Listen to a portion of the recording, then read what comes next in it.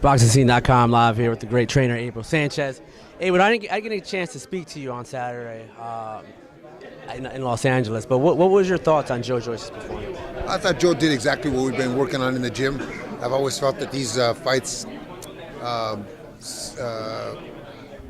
preliminary or prospect fights, are fights to learn your craft, to practice what you're doing in the gym.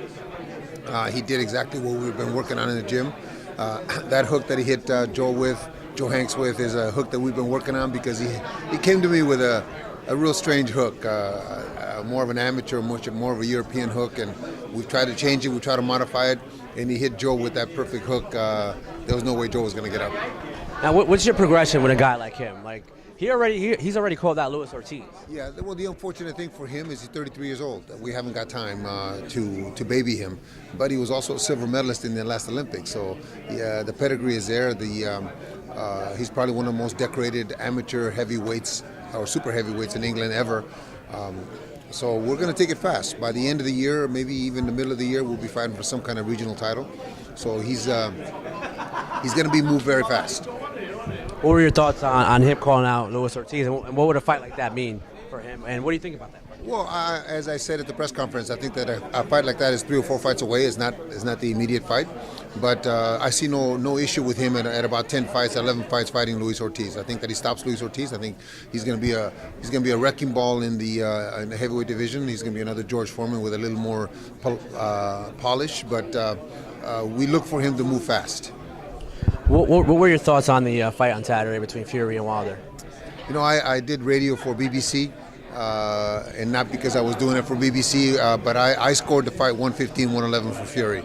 I thought Fury controlled the fight. I thought Fury did all the things necessary. He made a couple mistakes, but I had said before the fight, if he keeps his focus for 12 rounds, it's an easy fight. He lost his focus in the 9th and thought he could put his hands down and do all that clowny shit that he does, and he got caught. The shot that he got caught with in the 12th, unbelievable that he got up. But that shows you all the talk prior to the fight. He wasn't going to be denied. Wilder has something that he wanted, that he felt was his and should have been his still. So I thought that he was, I'm not going to say robbed, but he was, something was taken away, glory was taken away from him in a wrong way. Now, you've been on the side of a terrible scorecard in a fight that many considered close, and Triple G Canelo won. I mean, what were your thoughts on the 115-111 Wilder card? That was ridiculous. If that judge would have had it 1 point apart, you could have argued it because of the draw. But it's things like that are hurting our sport. It's things like that need to be fixed somehow. I've always asked for some kind of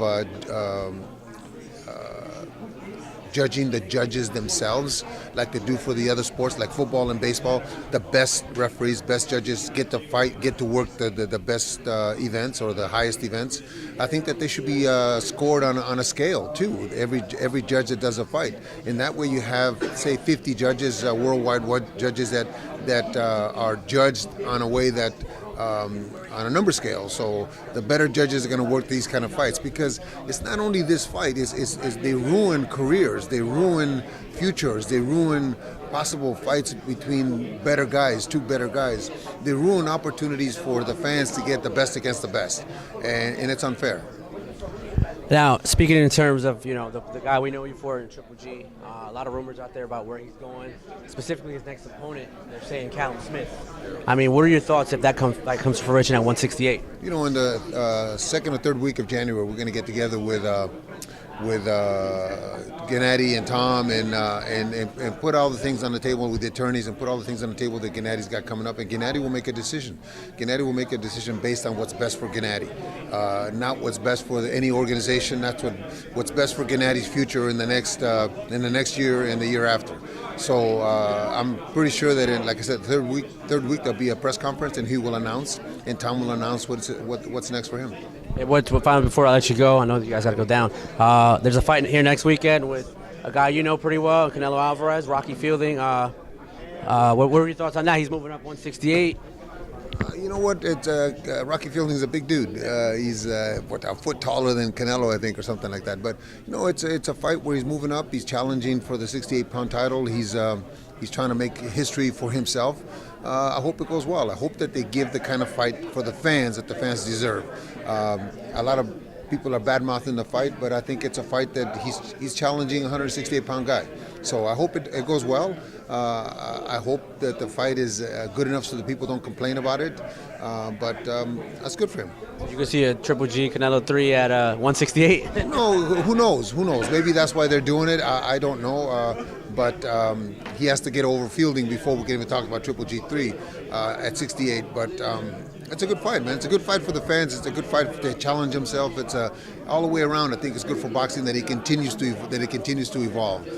Hopefully, we won't get a messed up score if it goes to the decision like we had in that last one. But All right, thank you, Abel. Good luck on Saturday. thank you very much.